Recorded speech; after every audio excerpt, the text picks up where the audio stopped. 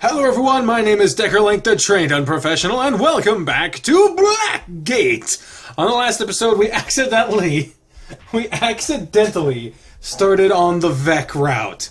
Now, I know I said I was going to do Longma and Kitako stuff. Someone actually asked that we do their stuff last, so I guess I didn't make as big a mistake as I thought I did. Whoops, I think. I'm playing this game extremely tired, and if you've been watching every video for a while, not in this series, but that I've in order of upload, you'll know that I have been playing tired because I ran out of shit to edit because I took too many days away from recording.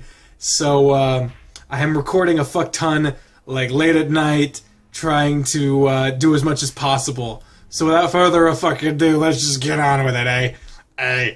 Now we're gonna find out about this mysterious girl called Amelia. Take a read while I make my rounds in the town. I need to eliminate suspicions. I'll be back later with more food.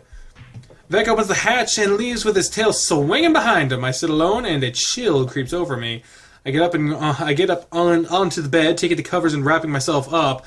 I open the journal and start to read. The first page, Amelia Earhart.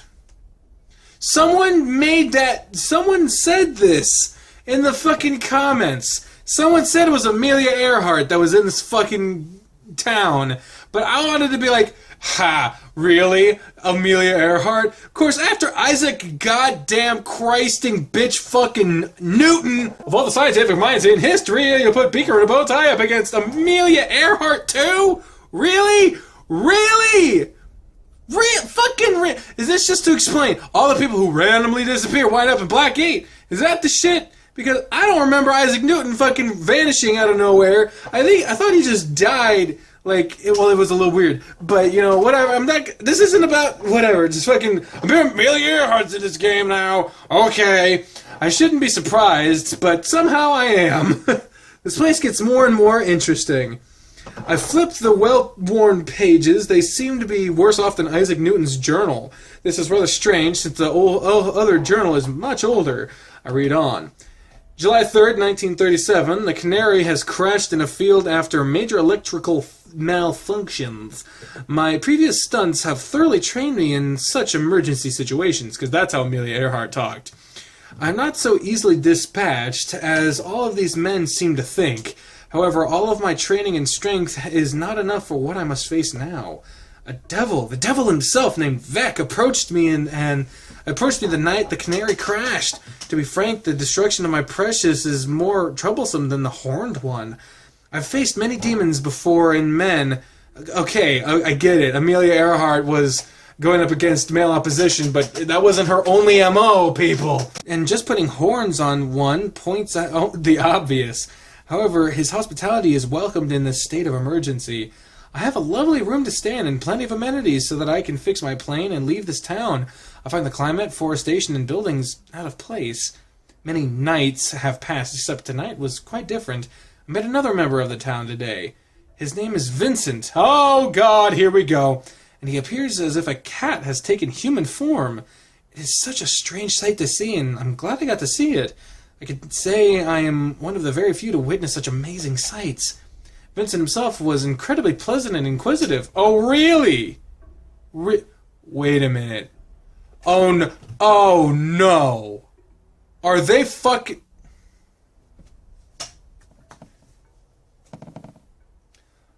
Are you fucking serious?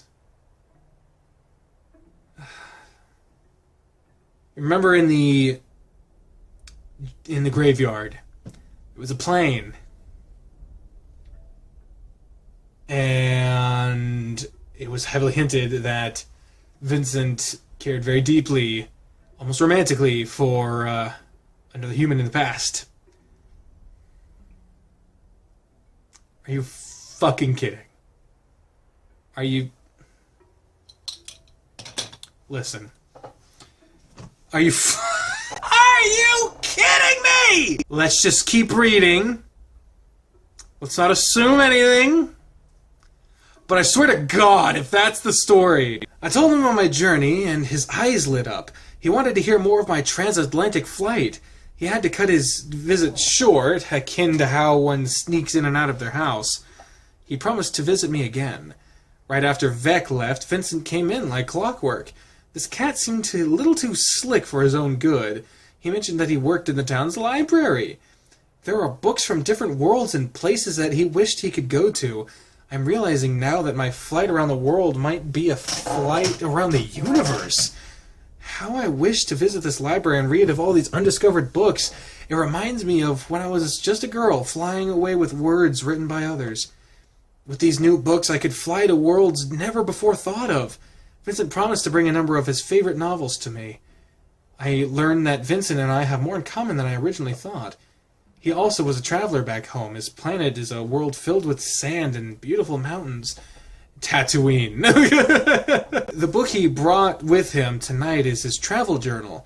It contained painted pictures and landscapes. Much like myself, he wanted to cross his world, but his journey was cut short when he ended up in Blackgate.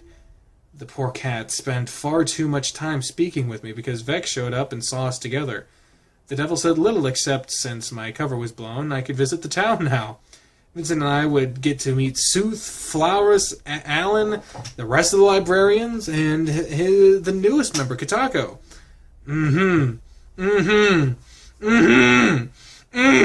People mentioned in the comments that there were a lot more librarians back before some incident happened involving a machine gun, but I haven't found it in game yet, so I don't know.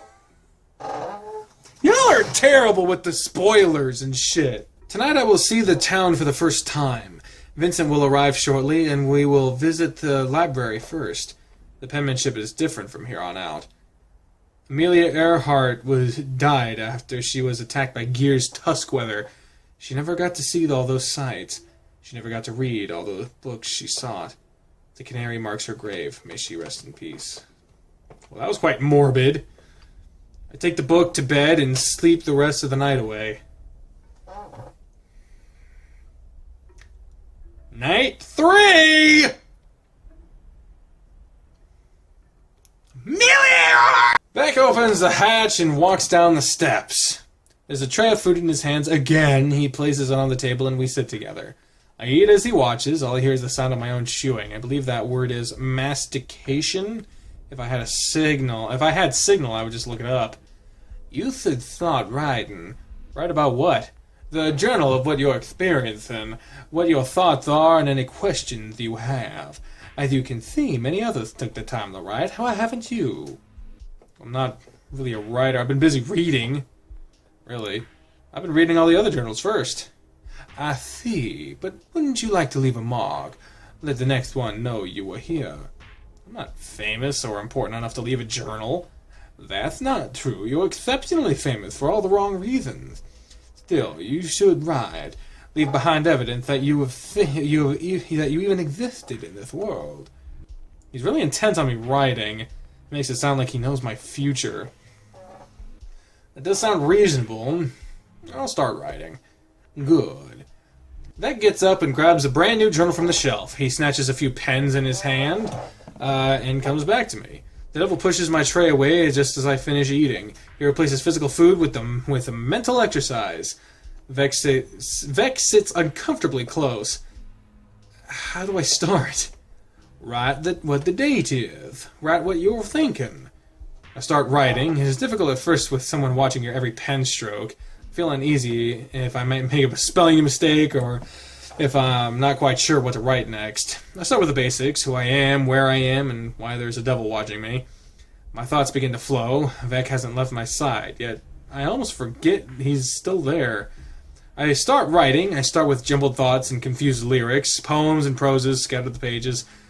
It's chaotic fun to just let my mind wander through the old, cold pockets of my brain, letting them light up for the first time in years. It's like breathing after drowning. Similes are the first that show my prominence. What the fuck? That is like that. Oh, okay. It's easier to describe the indescribable with internal labels. A skewed worldview that only you know. Being here has corrupted my view even more. Here, I'm in the devil's basement. Am I okay with this? I mean, you don't have a choice. If you want to survive in this world, you better be okay with this. I'm okay with this. I believe it's because I've always wanted to live something like this. It's different, unique, and mysterious. Everything anyone would crave. Creepy journals filled with clues, and let's not forget the devil! Being taken care of by something so abnormal, it feels right in some way. Have I developed Stockholm Syndrome? It's not Stockholm Syndrome unless you asked me to do something like write a... Oh. Do I have Stockholm Syndrome? Of course not. You're free to leave this basement anytime you'd like. However, the town will not take kindly to you. So I'm trapped still. Yes, we're all trapped. I must leave and make my rounds. Keep writing and keep your mind busy. We wouldn't want you catching cabin fever. Great. That gets up from the table and leaves the basement. I'm left again with my thoughts in these journals. The day passes uneventfully. Vec comes back with lunch and dinner, and I write to my heart's content. I start writing about the dark road I was on, the police lights and the field, my first encounter with the decisions that led up to me being here, and writing about writing. This is going meta. Oh, fuck me. Night 4. I don't know what that was supposed to be, but, you know, this game is littered with what would appear to be coding errors. I wake up to the sound of Vec opening the hatch again. Bringing down a tray of food again. Placing it on the table again. Eating in silence but among company again. Vec starts to speak up. Now what? Again. I see you've been writing. Yeah, you asked me to. There was a writer here before. She did not like her stay here and left after 10 nights. Let me check. My demon butler stands up, sliding the chair against the floor with an audible scrape. He scans the wall of journals and plucks one from the shelf like low-hanging fruit. That's fucking weird. He places it in my hand and goes to head out. I must leave, and I finish the sentence. Make your rounds? Yes. Toodaloo. Once the hatch slams close. I open the journal and start reading. It's late, the 3rd of December, 1926. I reflect upon this night in the basement of a true mystery, in a town of which only the deranged American can dream of. Blackgate. I was asked to write about my night by the devil himself. He insists that I call him Vec. He is more vexing than Vec. He states the rules of my current kidnapping are as follows. I must remain in the basement for my own safety. Attempts to escape may result in personal harm. Vec has assured me that it would not be by his hands. He says there are less inviting citizens in this town. I will be fed, washed, and cared for. All of my base needs shall be met. If I remain true, I will be released. In my current predicament, and without my vehicle, I will stay locked up in this well-furnished room. It is the 4th of December, 1926. Vec has held his part of our agreement as I have held mine. I am rewarded with an excellent breakfast. Eggs, toast, juice, and a side of blueberries.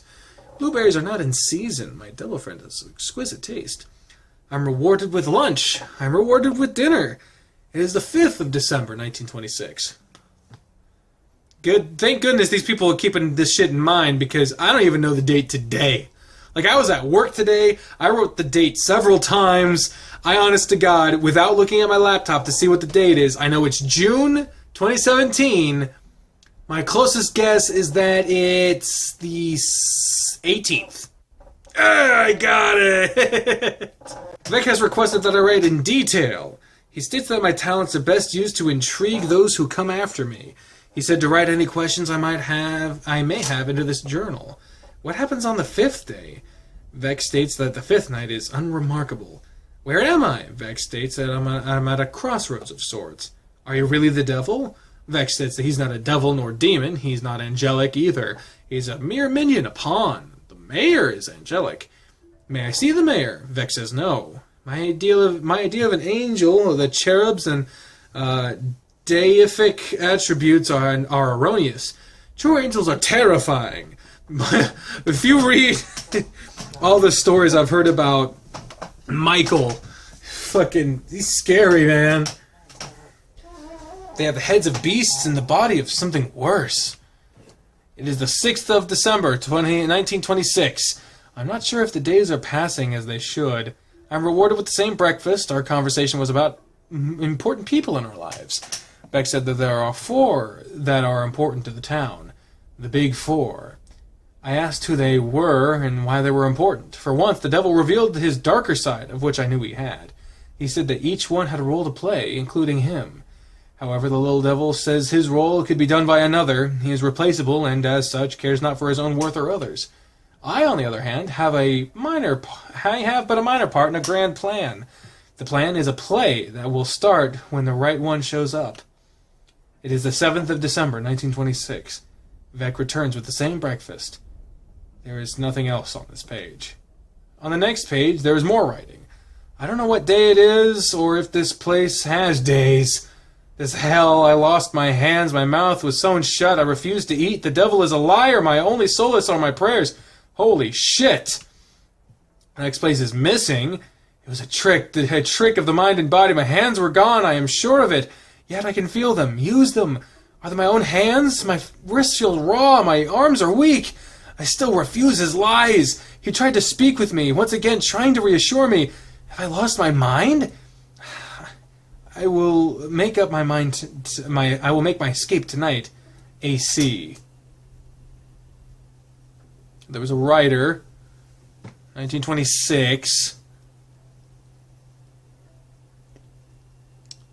So I'm too tired to try to pick out early 20th century artists, writers, authors. There we go. If she made her escape, I can make my escape. I lay down on my bed and shut my eyes, planning my escape. Night 5. Wow, we're really cruising through these fucking nights, aren't we? Okay, I get it. Night 5, move on. Like an alarm clock, I wake up to my demonic basement. Hatch slam buzzer. If an alarm clock brought me food every morning, I wouldn't mind waking up. Suddenly, I get up and sit at the table with Vec. I begin to chew, or what's the word? Masticate. I think the word is mastication. I remember it because it sounds like masturbation. I start conjugating the words together. Masticate, masturbate, masticated, masturbated, mastication, masturbation, masticately, masturbately? I don't know, the last two's legitimate, so someone masturbately running. I laugh out loud. What's wrong with me? I laugh again. My eyes are getting heavy as my head bounces like a bobblehead. My head slams into the table. Holy shit, what the fuck? What the hell? What the hell? I wake up groggy, disoriented, and dazed. I allow my eyes to open slowly. The light stings. This is a hangover from hell. My neck hurts, and I think I can hear my friends chatting in the other room. Maybe it's my family. I can't really tell. Birds are chirping, and I'm hit with a breeze of warm air, which quickly turns cold, and my eyes finally adjust. The sounds disappear, and I am brought into the harsh reality. I'm still in this basement room, still sitting in my chair, still a prisoner. I go to stand up, and I can't. I can feel the fibers of rope dig into my wrists. My legs are similarly restrained to my seat. Oh, fuck me! I look up and see Vec sitting across the table from me. His arms are crossed, his common smile replaced with scorn. What did you do to me? My words echo off the walls and cause my head to throb. I involuntarily squint again, flinch from the pain. Vec says nothing. He just watches. I ask again, what did you do to me? Why am I restrained? Why is he frowning? Did he poison me? It should be obvious that I poisoned your food. I knocked you out and tied you to your chair. What? This won't be fun for you. You must have gathered something was going to happen tonight. You're not that dense. At least I don't believe you are. And bastard butler stands up from his chair and walks to my side of the table. He sits on the edge and places something in front of me. A large knife. It's not meant for cooking, not meant for spreading butter, not for anything domestic. The edge looks as sharp as a scalpel. I look at the knife and then at Vec. His hand reaches down and caresses the blade gently. You can't be serious. I'm very serious. I pull at the rope that ties me in place. I need to break free. That won't work. Listen, I don't know what you're going to do, but we can make a deal, all right? The deals have already been made. There's no going back. Vec picks up the blade and slowly moves it towards my arm. I try to move my arm out of the way, but it's no use. Vec is stone still, and his hand does not falter or tremble. I feel the edge slice into my forearm. God damn! I see my blood, my life drip and spill from the incision. After the initial pinch, the cut burns. No, stop, stop, stop! What are you doing? I can't stop now. I haven't even begun. After his cold statement, I look away and feel my body hyperventilate. My nerves scream out as I feel him cut down my arm. I look and see if this is some kind of a joke, but it isn't. I see, feel, and hear my hot blood flow from the foot-long slice. It's so thick, it's so dark, it almost looks like liquid onyx. Who the fuck? Anyway, in horrified amazement, I look at it, still trying to process what is happening. You may want to sit still for this. Vec has moved in front of me, his clawed hand holding open my eyelids. The point of the blade lines up with my pupil. Oh my god! Ah! Don't do that! Don't do that! I can clearly see the blood drip and expose the sharp tip that is coming near. This is like that Mass Effect shit. Holy god! Like some twisted machination. Vec is steady, and I try to pull my head back away. Anything with the blade follows. God damn it! No! I can't blink because his claws have dug in and hold them open. I start to scream. Oh my god! I don't know what I am screaming, but I feel the tip of the blade press against my left eyeball! Do not move that blade! It pushes in, and I feel it rupture. Ah! God damn! My vision disappears in my eye, and there's nothing. It's just not there anymore. I can't stop from screaming. I'm too focused on my arm burning and my eye missing to realize the blade has moved to my chest. You feel the blade. What the fuck is happening right now? I can feel the blade slide between my rib as it gets closer to my heart. I scream and try to push myself away. Tears and blood continues to roll down my face. I look up at Vec. His grin has returned. It'll all be over soon. He tilts his head, and I feel the final shove into my chest. Static, like the signal list on the TV, fills my vision. It takes over my mind. The more static there is, the darker it gets. There's no light flashing before my eye, no happy memories to comfort me. Just that last overwhelming static, and it starts to take over. It just gets darker, darker, darker, dark.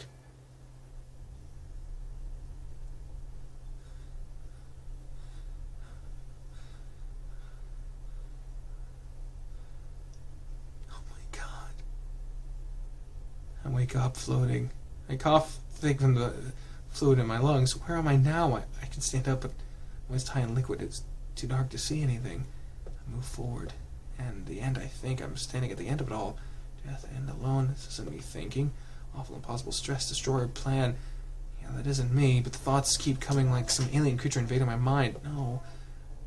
Well, at least the second voice in my head is courteous enough to answer questions. Dead. No heartbeat. Operate. I'm not. Let me check. Experiment, test, walk, destroyer, edge of stones. I'm going to check my pulse, but I start to sink into the dark. It's cold, much like the rest of this place. I step forward and sink even deeper like a pool of waste. High black ink coats my torso. I wade forward and it slushes around me. I turn to find anything discernible, but my actions are futile. Decisions, choices. I continue forward with these disjointed thoughts and bump into something. Something is floating in the gunk with me. Pushing it away, I bump into something else. My anxiety gets the best of me, and I rush through the dark until I smack my face into a gooey wall.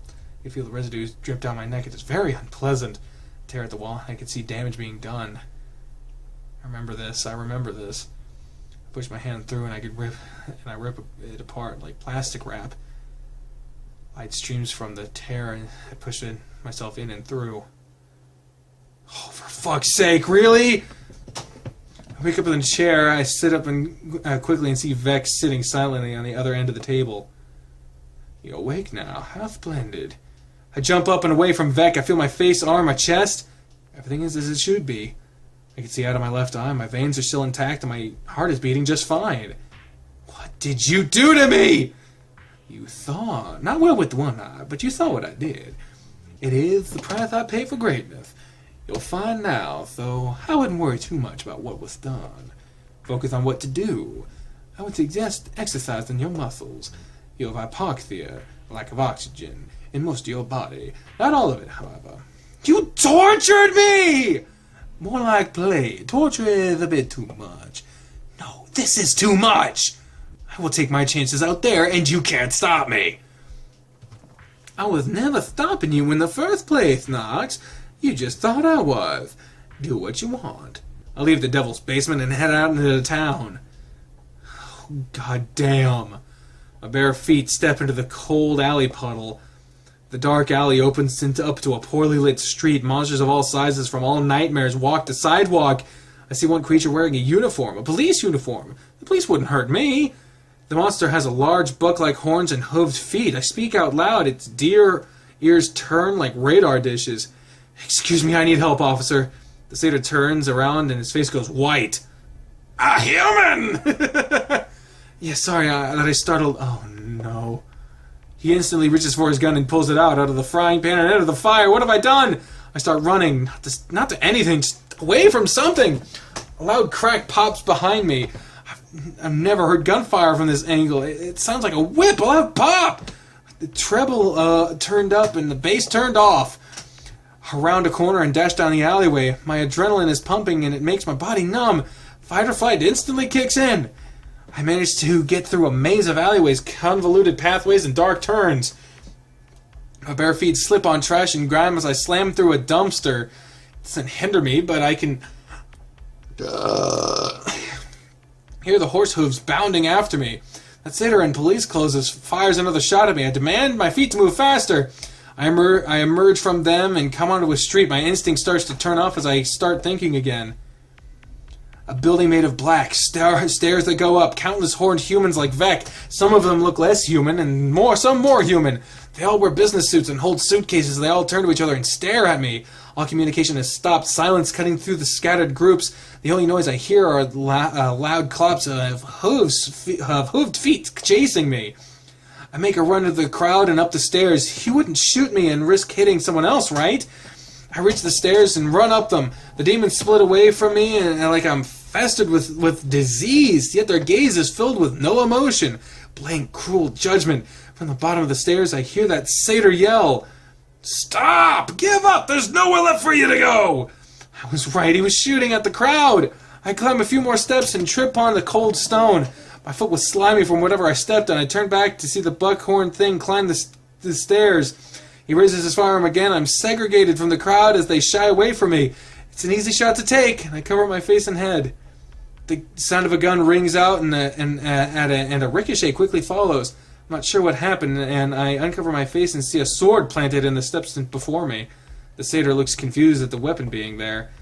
Whispers are heard, and throughout the denizens along the stairs, the sword lifts from its place and floats to its owner. A giant owl man in a suit stands at the top of the stairs. What is going on? I probably should have stayed in that basement. Well, I guess we're going to find out what's going on, aren't we? On the next episode, aren't I the worst bastard? Thank y'all very much for watching this episode of Blackgate, and what the actual fuck? This was terrible for me. I am way too empathetic to be fucking playing a game in which it brutally describes slicing open and stabbing people. That eye thing, the veins, the chest, all of that shit. No, I can't do that shit. I cannot handle that shit. I'm going to have to fucking calm myself down a little bit, breathe, probably take one of my pills because god damn it, I can't handle that. That is way too fucking intense. I can't handle that shit. I'm barely holding it together just to end this episode, so let's just do that. Thank y'all very much for watching this episode of Blackgate. On the next one, hopefully less of that shit. But until then, ladies and gentlemen, I've been the trained up professional speaking for the voices on my head. When I say until next time, fare thee well. Bye, everyone. Why the fuck is this happening?